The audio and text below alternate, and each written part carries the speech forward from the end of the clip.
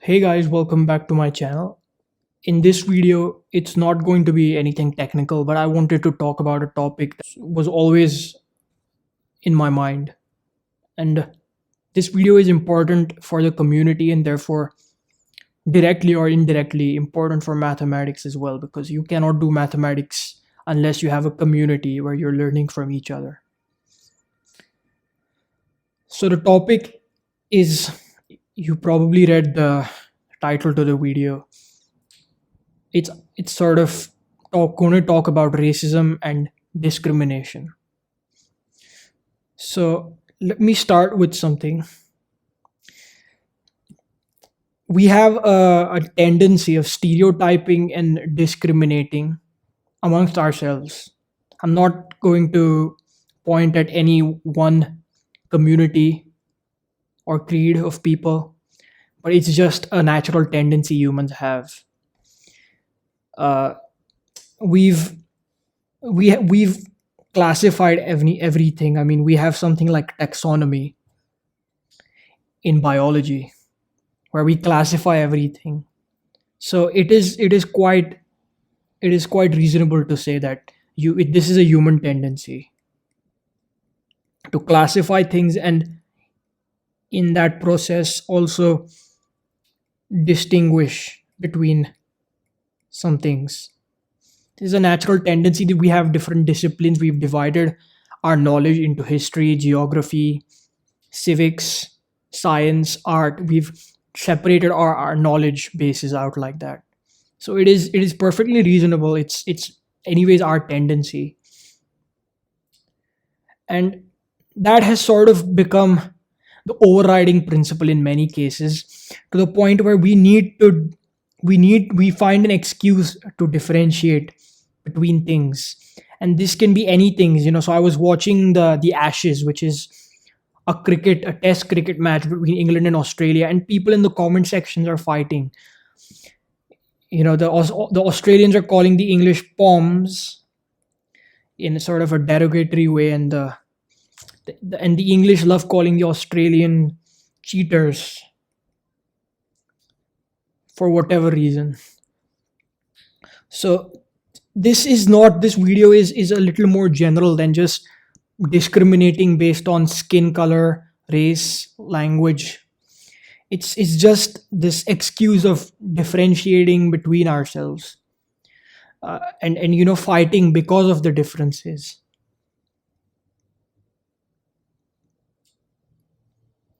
I mean, I see this all the time. Americans fighting with the English citizens, art students fighting with science students fighting with everybody else.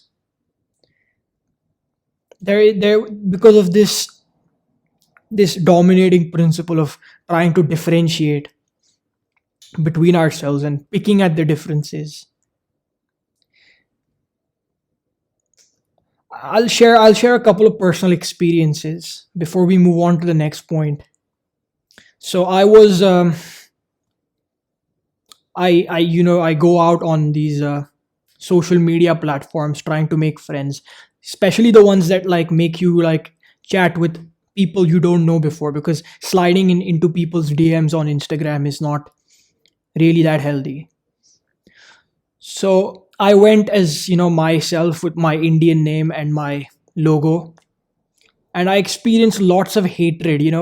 Again, I mentioned this need to differentiate. So the differentiation in my case was, uh, calling me things like curry munchers, which, if you ask me, doesn't make much sense. But I mean, here the point is picking at the differences in picking at the gastronomical differences, which in my case, because I'm an Indian, is having curry, and in their case, I think they were Irish people, is having relatively bland food, bland for my taste, or not having curry basically. So I experienced this kind of, I would say, hatred, because they wanted to kick me out of whatever chat room we were in. And then the funny thing is, I go change my account, I call myself Ralph, have the picture of one of my white friends, and I go in, don't do anything unusually different. Just I am myself in there. And people seem to not want to kick me out, rather, talk to me as they would another person. Same chat room I'm talking about. So this is just a personal experience, and that's why I'm going to come to the other point of the distinction between personal preference and discrimination. So, what I mean by personal preference, and I'm going to define these things properly because I'm a mathematician, I am naturally wired to define these things properly. Personal preference is when you prefer one race or some category to the other because either you relate to it, you have some notions, some familiarity with them, and then you feel more comfortable around them. An excellent example of this is choosing a white physician for yourself. If you're a white person, you may feel that a white physician is something I relate to, something I sort of can confide in, something I'm more comfortable with. That is fine because it's your health, it's your money, and at the end of the day, it's your comfort. When you go to the doctor, you don't want to be uncomfortable around someone. And again, this also holds for dating. Because, for example, when I was dating, there was you know certain type of women that weren't really my type. So I didn't prefer them over some others. But this all comes under the personal preference category. Let's talk about the other thing that people might confuse. When does personal preference become discrimination? Well, it's in a more professional setting.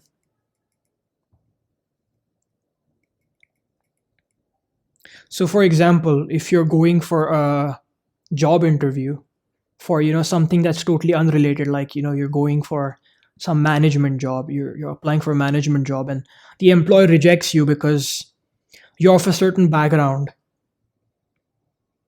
and they don't really like that background. Well, that's not fair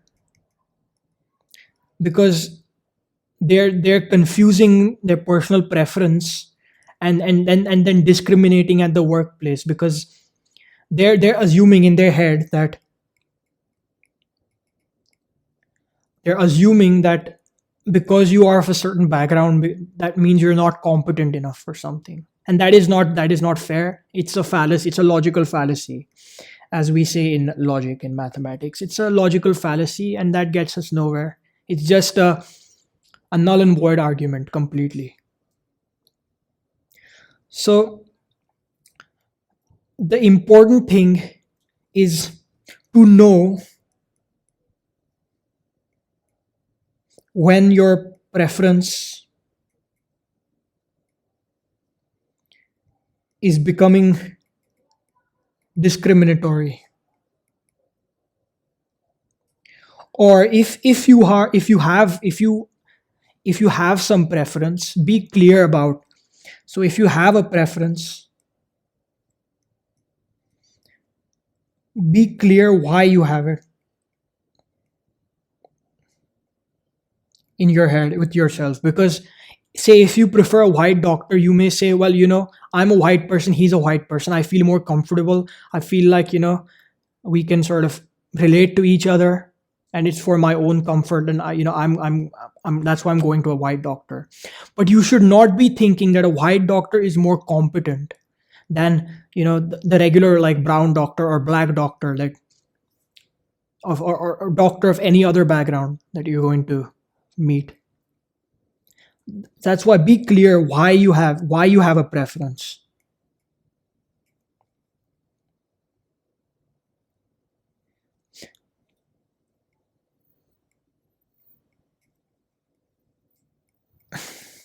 Now, I'm not going to drag this on longer. I'm just going to say that because we have this tendency of discriminating, of differentiating.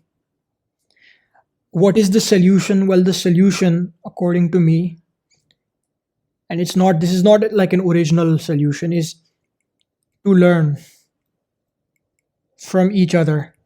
When we face a person we've not met before, say if you're an American who's only grown up on North America, and you've not met any Indians, any Asians, or any Africans, then you might be afraid. You might be afraid. You might be nervous.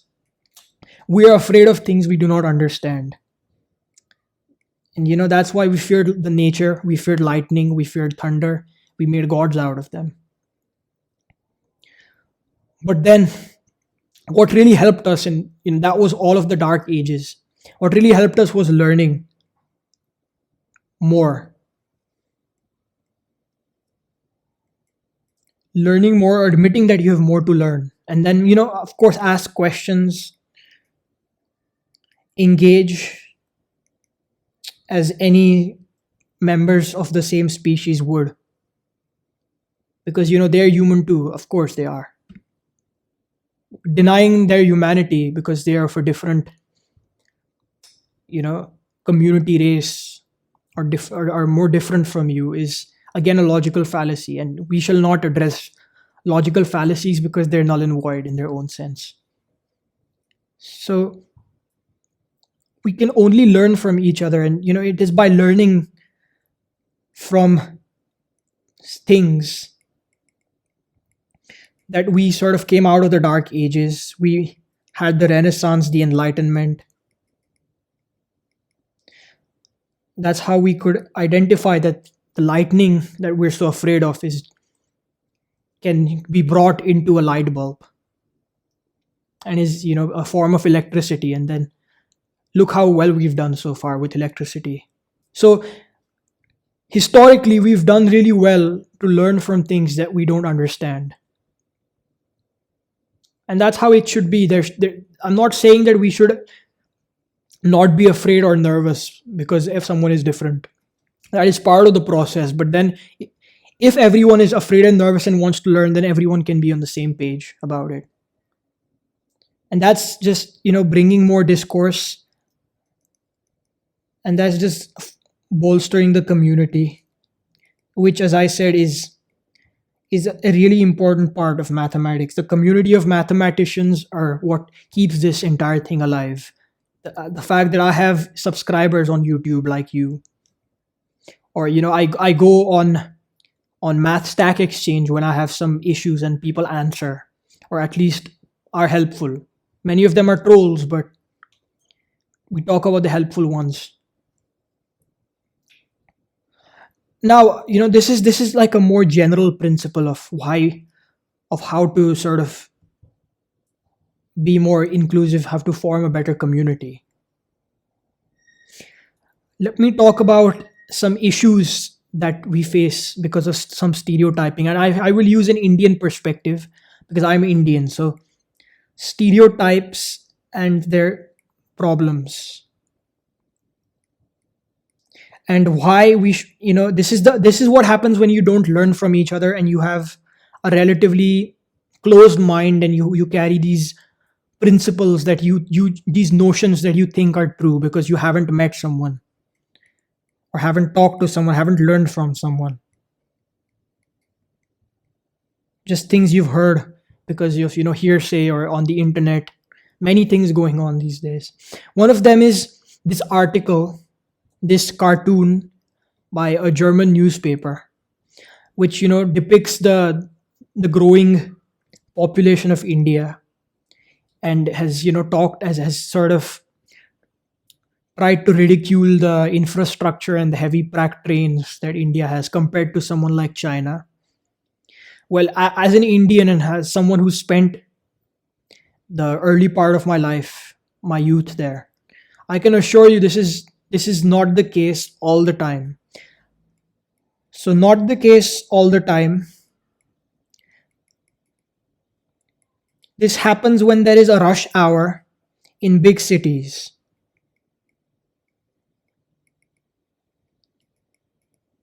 And these are the local trains. These aren't the long distance trains, because the comparison is not logical, because on one hand you have a Chinese bullet train, which are traditionally long distance trains. Trust me, I know, I've sat in one. I went from Beijing to Shanghai in one, so I know they're long distance trains. And the one here is a local train, because you have people hanging outside and all that. And anyways, you can't sit on the roof any these days, because there's an electric train. If you sit on top of the roof, we all know what happens with current electricity. You can die instantly because of the voltage difference with the conducting electric wires. So this cartoon is completely baseless. But the problem with this stereotype, because anyone sitting in Berlin is now going to have a stereotype that says, well, Indians are all crowded, messy, their infrastructure is bad, and all of that. And due to that, when India actually had a train accident recently, I remember, like, in the comment sections of like the YouTube news or whatever, or even on the internet platforms, people kept saying, better your infrastructure. And why were they saying that? Because of the cartoon we just saw here, which is a misrepresentation. And again, these trains are long distance trains and electric trains, so you can't sit on top, you can't hang outside. And this derailment was not because of bad infrastructure, it was because of other issues, some management issues and some maintenance issues. It wasn't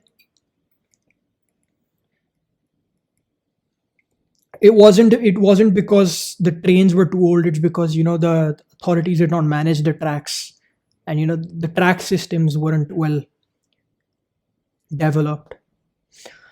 Anyways, and there's another criticism. So along with comments like better your infrastructure and like sort of berating Indians as savage primitives, there were also comments like die scammers.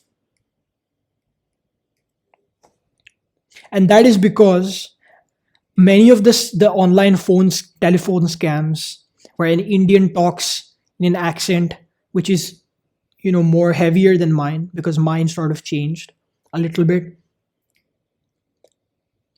people get scammed. Older people, they get robbed of their savings, which is a crime. And I really despise that. It's a irreprehensible activity. But then assuming that every Indian is like that is a fallacy, is a logical fallacy again. As you can see in these comments that I found on one of these scam bait, which means these people, they trick the scammers, so they reverse scam the scammers. And it's quite entertaining to watch. But then the comment sections quickly turn into this generalized discriminatory racism driven fest, as you can see here. Now I don't want to like go into like the very details of this, but I just want to say not all Indians are scammers, because otherwise it's a logical fallacy. And that's it. And we don't need to talk about logical fallacies. We're mathematicians. Anything that is false and baseless. But the problem with comments like this is they damage the reputations of other Indians, because every time an Indian travels to the US, or not just an Indian, just any person from a third world country, yes, they still use this terminology in Spain. All the US passport holders, the European passport holders on one side, and the third world country passport holders on the other. So anyone from the third world country goes, there is this stereotyping. If you're a border control officer, you're going to ask 5-6 more questions than you would ask to a European traveling to the US on a valid visa, if both of them are on a valid visa. And this is the kind of thing we don't want, because Indians, they don't have much self-respect these days. They will go abroad, they will not hang out with Indians, You'll see with, for example, with Chinese people, I've seen, and correct me if I'm wrong, in general, again I'm generalizing, but this is my observation, is they prefer hanging out in a group, whereas Indians, they don't make such big groups. They try to stay aloof from one another as if they're ashamed. They pick up an accent, kind of like I've done. Maybe I've not done it consciously, but many of them consciously pick up an accent to not sound like these scammers, so called, and scammers that ruin the reputation of other Indians. Now you will ask me, what am I going to do after all of this big discussion? Is, well, I'm just trying to be a better person, which means I'm going to like obey the laws, the visa laws. So once my visa expires for Vienna, for Austria, I'm going to go. I'm not going to break the visa rules, and I'm going to clean the apartment I rented out, because you know that's the policy, and I don't want to.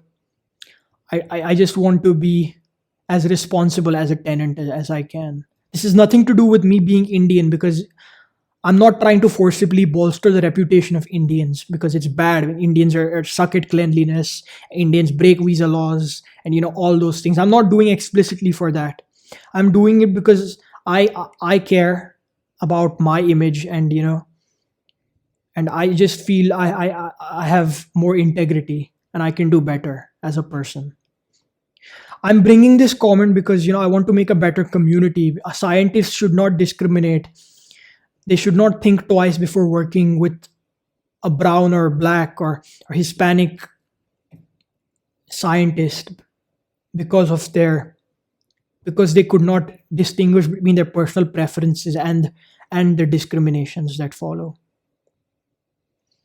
So I've tried my best to sort of present a conclusive piece of my mind, but again, this is not the main topic that I usually talk on my channel. So do let me know your thoughts in the comment section, and please, I will not tolerate any discrimination in the comment section. I moderate and keep a close watch, because I remember there were some comments during the early times that like made fun of my accent, and I got conscious. I tried to use a voice modifier, if you remember the one of the integral videos I made after that, but I said no more. And please share your thoughts and let me know. Thank you. Peace out. I hope this makes a difference out there.